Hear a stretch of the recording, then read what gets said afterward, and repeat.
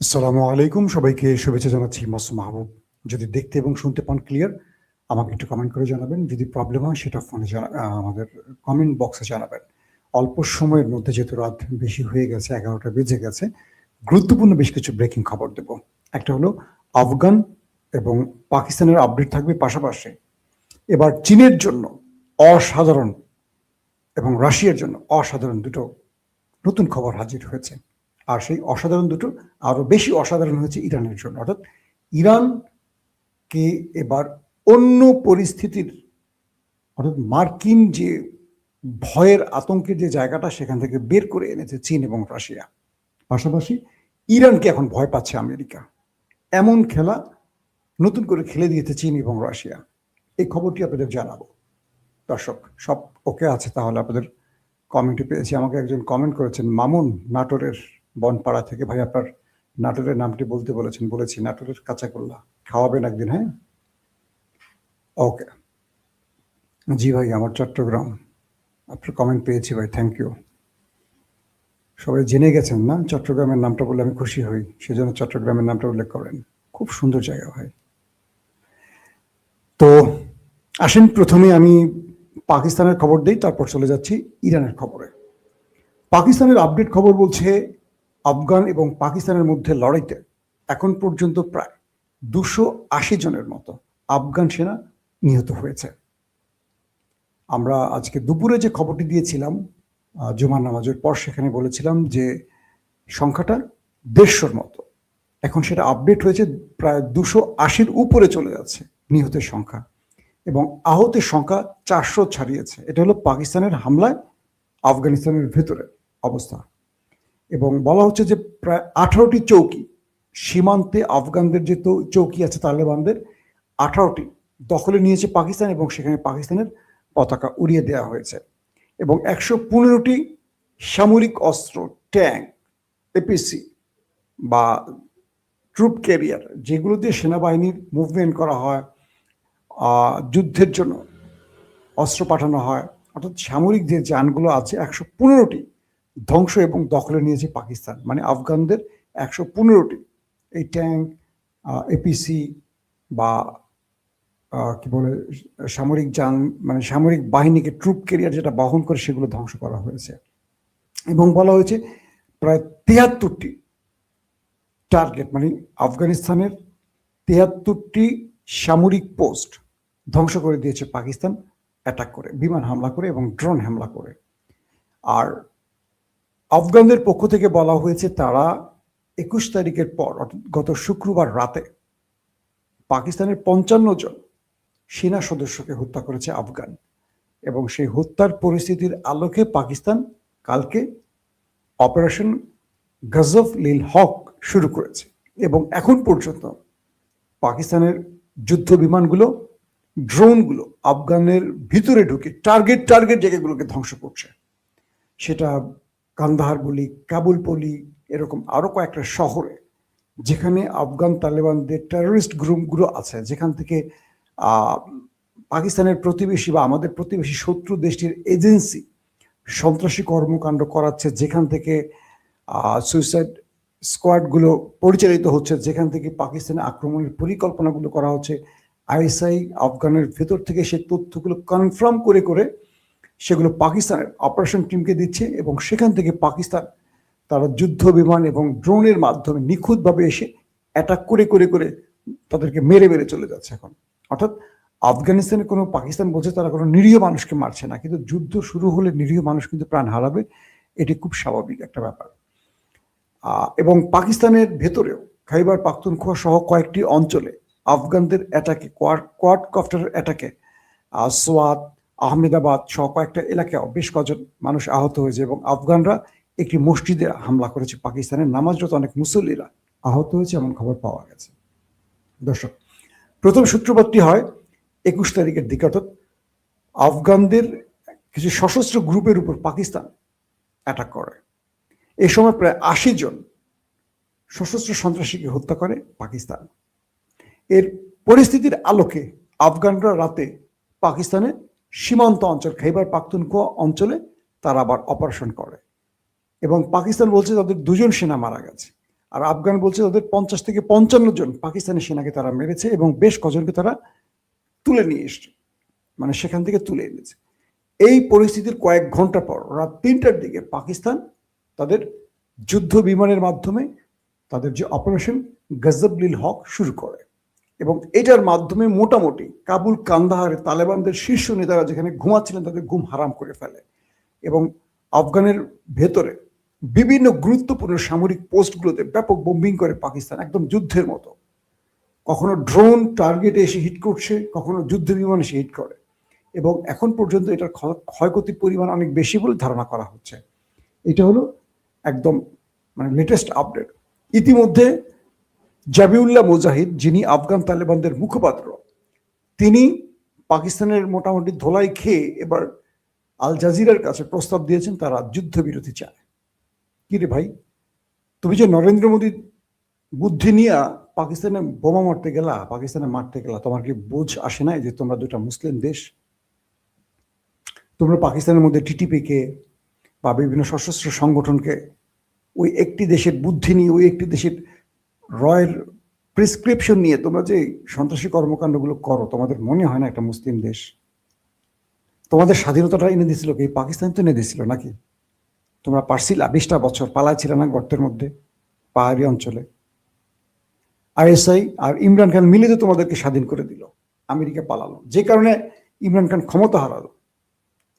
তোমরা সেই পাকিস্তানি সেনাদেরকে মারছো যারা তোমাদেরকে রক্ষা করেছিল। যে ভারত তোমাদেরকে 20 বছর দখল করে শোষণ করেছে তারা তোমার বন্ধু হয়ে গেল।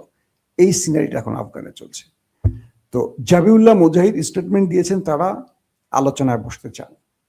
পাকিস্তান বলছে আলোচনা আর হচ্ছে না, কারণ দীর্ঘ কয়েক মাস ধরে আমরা আলোচনা করেছি, কখনো তুর্কিতে, কখনো কাতারে, কখনো সৌদি আরবে।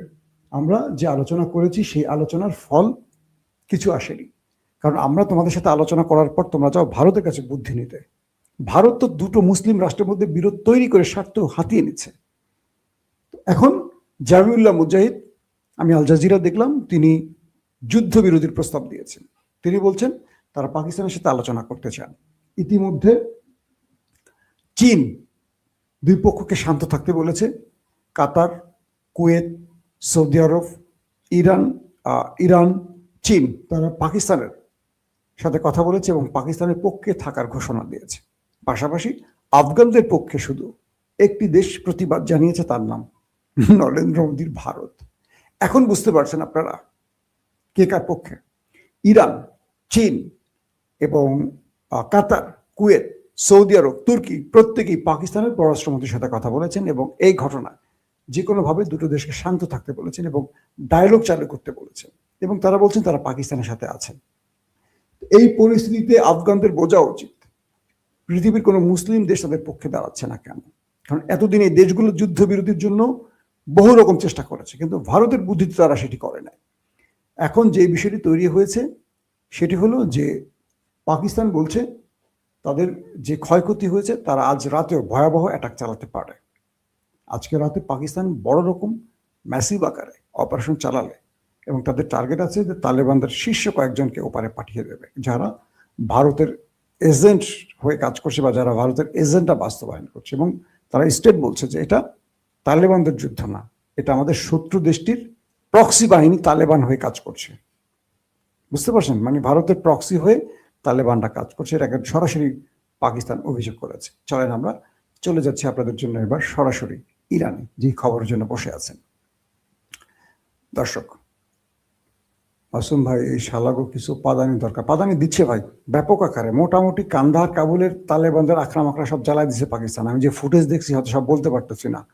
পাকিস্তান কোন দেশ বুঝতে হবে। বিশাল ভারত যারা অপারেশন শুরু করছিল, মনে আছে পাকিস্তানের বিরুদ্ধে অপারেশন সিঁদুর, তারা একদম রাফাইল টাফাইল নিয়ে ঢুকছে, শোঁ করে ঢুকছে। পাকিস্তান মাত্র কয়েক ঘন্টার মধ্যে 5টা রাফাইল খেয়ে ফেলাইছে। তাদের রাশিয়ান S-400 হোতায় ফেলাইছে, তাদের ব্রাহ্মস মিসাইল স্টোরকে হোতায় ফেলাইছে, চেকপোস্ট ফালায় সব পালাইছে। মনে আছে তো? কয়েক ঘন্টার মধ্যে পাকিস্তানের শাহিন যখন আকাশে উড়বে বুঝবেন কিছু করতে যাচ্ছে। F-16 নিয়ে যখন পাকিস্তানের বিমান বাহিনীর উপরে উঠবে বুঝবেন যে তারা কিছু একটা ঘটায় ফেলবে। তো আফগানে তো F-16 উঠছে, ড্রোন ঢুকে গেছে, তুর্কি ড্রোন পাকিস্তান ঢুকাই দিচ্ছে আফগানের মধ্যে, তাহলে কি করতে পারে আজকে, কি করতে পারে রাতটা কল্পনা করেন। অর্থাৎ আফগানকে আজকে একটা জিনিস মানতে হবে, সেটা হলো যে মুসলিম দেশ তোমরা ভারতের বুদ্ধি দ্বারা এক পা চলবা না, তোমরা প্রয়োজনে পাকিস্তানের সাথে গুতাগুতি করো, কিন্তু নিজেরা ভাই ভাই হয়ে থাকো। বাংলাদেশ ৭১-এ পাকিস্তান থেকে আলাদা হলেও পাকিস্তানে বাংলাদেশের সাথে পাকিস্তানিদের মানুষের হৃদয় টান আছে। আমাদের সরকারগুলি হয়তো একটু ভারতকে খুশি করতে ইলিক জিলিক করে, কিন্তু আমরা বুঝি না আমাদের প্রতিবেশী দেশটি কত বন্ধু আমাদের। পাকিস্তানও বোঝে, আফগানরা বোঝে না, মাথা মোটা জাতিরা বোঝে না এটা। ওদের কাছে বাংলাদেশ এবং পাকিস্তানের চেয়ে প্রিয় হলো ওই দেশটি। আসেন দর্শক, বিষয়টি হলো যে ইরান এই মুহূর্তে তার দুটো মিত্রকে খুব শক্তিশালীভাবে পেয়েছে, এরকম কিছু তথ্য আসছে আজকে মার্কিন কিছু গণমাধ্যম থেকে। মার্কিন প্রায় ৪-৫টা গণমাধ্যম বলছে যে ইরানের হয়ে খেলছে এখন রাশিয়া, চীন। কি রকম? আমেরিকা পরপর দুবার ইরানে আক্রমণের প্ল্যান করেও সেখান থেকে ফিরে গেছে। তার প্রধান কারণটি হলো আমেরিকার গোয়েন্দারা তথ্য পেয়ে গেছে যে ইরান জেনে গেছে মার্কিন পলিসি বা পরিকল্পনা কি, কোথায় কোথায় আক্রমণ করবে, এবং সেই হিসেবে তুর্কির MITও কিছু তথ্য দিয়ে ইরানকে সতর্ক করছে যে তোমার কোথায় কোথায় টার্গেটে আক্রমণ করবে। কারণ ইরানকে তো আমেরিকা পুরো যুদ্ধের জন্য রাখেনি, তাদের টার্গেট ফিল করবে, কয়েকটা জায়গা অপারেশন করে কয়েকটা ব্যক্তিকে মেরে দিয়ে চলে যাবে। ইরান সেই জায়গাগুলো শনাক্ত করে ফেলে এবং পাল্টা প্রতিরোধ গড়ে তোলে, আমেরিকা বুঝে ফেলে।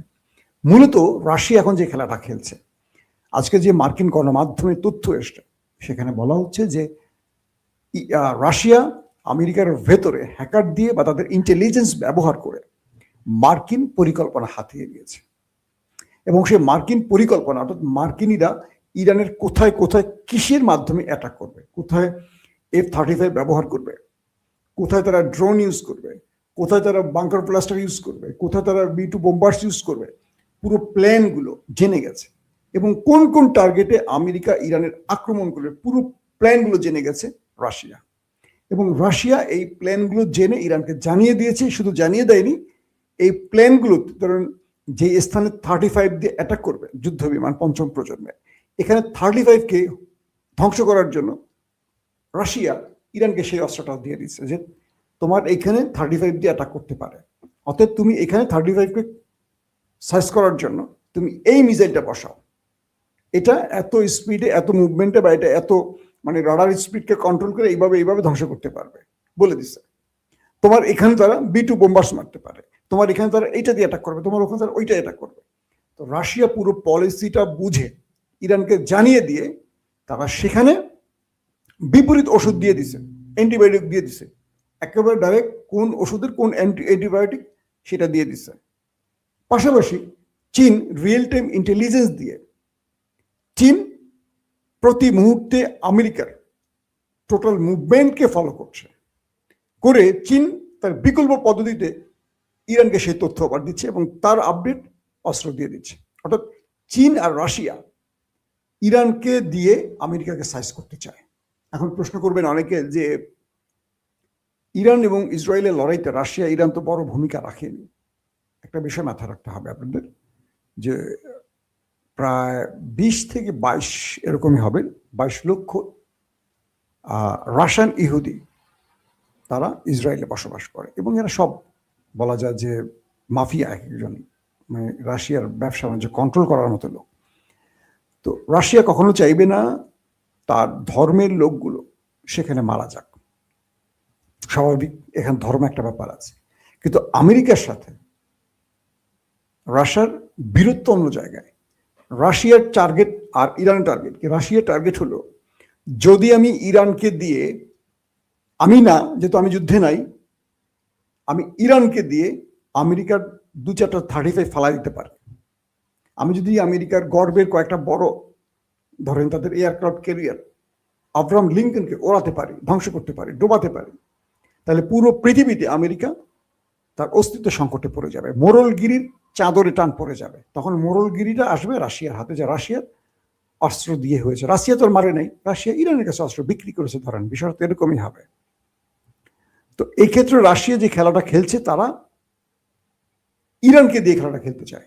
কারণ যখন ইরান রাশিয়া আমেরিকার অস্তিত্বে টান দেবে, অস্তিত্ব মানে তাদের কি বলে যে তাদের শ্রেষ্ঠত্বে হাত দিয়ে বসবে, তখন আমেরিকা আর পরাশক্তি থাকবে না, বা তারা এই মুহূর্তে যে সুপার পাওয়ার বিশ্ব মোড়ল, এই মোড়লটা থাকবে না। এই মোড়লিপনার পোশাকটা আরেকজনের গায়ে পড়ে যাবে। পাশাপাশি আমেরিকা আর ইউক্রেন নিয়ে মাথা ঘামাতে পারবে না, তখন একচাটিয়া ইউক্রেনকে ধোলাই দিয়ে কন্ট্রোলে নিয়ে নিবে রাশিয়া। চীনের স্বার্থ হলো তাইওয়ান ইস্যুতে চীনের ঘাড়ে নিঃশ্বাস ফেলছে আমেরিকা। চীন চাইছে তার প্রযুক্তি দিয়ে ইরানের মাধ্যমে আমেরিকাকে আরো বড় ধাক্কা দিতে, তাতে করে আমেরিকা তাইওয়ান থেকে সরে যাবে, তার নজর পড়বে এবার নিজের দিকে, যায় রে আল্লাহ, ইরানের কাছে আমি মার খেয়ে গেছি। সেটা বুঝতে পারছেন? অর্থাৎ এই মুহূর্তে তারা ইরানকে অনেক ভালোবাসে, বিষয়টা এরকম না, ইরানকে দিয়ে খেলছে। আমি একটা উদাহরণ দিই, জামাত আর বিএনপি তারা 20 বছর বা 1.5 যুগ বন্ধু হয়েছিল না, 20 দলীয় জোট করে, 20 বছর না, 20 দলীয় জোট, তারা প্রায় কাছাকাছি টাইম, 20 বছরের মতো, তারা একটা জোট না? তাদের দুজনেরই শত্রুকে আওয়ামী লীগ। তো কিন্তু জামাত আর বিএনপি তো এক দল না, আলাদা দল। এবার তো আমরা বুঝলাম নির্বাচনে কি অবস্থা, দুজন দুজনের বিরুদ্ধে পারে না, দুজন দুজনের নেতাকে ল্যাংটা করে ফটোশপের ছবি বানিয়ে নেটে ছেড়ে দিচ্ছে। তো যখন হাসিনাকে ধোলাই দেওয়ার প্রয়োজন হয়, তখন এনসিপি বলেন, বিএনপি বলেন, জামাত বলেন, সব একজোট হয়েছে। যখন হাসিনা মানে আওয়ামী লীগ ধরেন আমেরিকা পালাই গেছে গা, তখন সব মানে আবার বিএনপি জামাত এনসিপি কামড়াকামড়ি শুরু করছে। এখন বিএনপির কাছে যখন হাসিনাই ভালো ছিল। বিষয়টা হলো আমেরিকা এই মুহূর্তে শুধু ইরানের সাথে খেলবে না, তারা চীনের সাথে খেলবে, রাশিয়ার সাথে খেলবে, এবং রাশিয়া প্রতি মুহূর্তে ইরানকে টোটাল তথ্য শেয়ার করছে। তোমাকে কোথায় কোথায় আক্রমণ করবে, কি কি আক্রমণ করবে, সেই আক্রমণের জন্য তোমার কি কি প্রস্তুতি লাগবে, রাশিয়া সেগুলো আবার দিচ্ছে। সেম চীনও সেই কাজটি করছে। এভাবে এখন একটা বড় রকম চাপে ফেলে দিয়েছে ডোনাল্ড ট্রাম্পকে। ট্রাম্প এদিকে চীনের জনগণকে ইরান থেকে সরে যেতে বলা হয়েছে। আমেরিকা চীনে আক্রমণ করবে কি করবে না, করবে কি করবে না, এটা নিয়ে কিন্তু একটা টানাপোড়েনে পড়ে গেছে। মার্কিন সিএর সাবেক প্রধান, মার্কিন chief of staff general chairman, প্রত্যেকে বলছে এই যুদ্ধটা আমেরিকার জন্য কঠিন হবে এবং এখানে জয়ের সম্ভাবনা খুব কম। এই পর্যন্ত বহুবার তারা অ্যাটাক করার পরিকল্পনা করে ফিরে এসছে। শেষ পর্যন্ত ডোনাল্ড ট্রাম্প কি করবেন বুঝতে পারছেন না, কারণ তিনি যদি এখন লেজ গুটিয়ে পালিয়ে আসেন, তাহলে ইরান মধ্যপ্রাচ্যে তার মোড়লগিরিটা আরো বাড়াবে। এটা হলো আমেরিকার টেনশন। আবার স্বল্প পরিসরে যদি অ্যাটাক নাও করে, ইসরায়েল ছাড়বে না, ডোনাল্ড ট্রাম্পের ক্ষমতার শেষ দিক চলে আসবে। কারণ পৃথিবীর এই বড় বড় দেশগুলো কন্ট্রোল করে কারা, আপনারা বুঝতে পারছেন। সমস্ত মাফিয়ারও ছোট্ট দেশটার মধ্যেই থাকে, ইসরায়েল। এই পরিসরে আমেরিকার প্রেসিডেন্ট তার টিকে থাকাও আছে, ওই জান পাখিটা বা তার টিকে থাকার মূল চাবিটা ওদের হাতে আছে। সবকিছু মিলে একটা লেজে গুবের অবস্থা হয়ে গেছে। তারপরও যে কোনো সময় ইরানে আক্রমণ করতে পারে। ইরানও পাল্টা প্রস্তুতি নিয়ে রেখেছে তার দুই বন্ধু রাষ্ট্র চীন এবং রাশিয়ার কাছ থেকে। সবকিছু মিলে আমার মনে হচ্ছে যে একটা ভিন্ন মাত্রা যুদ্ধ পৃথিবী দেখতে যাচ্ছে।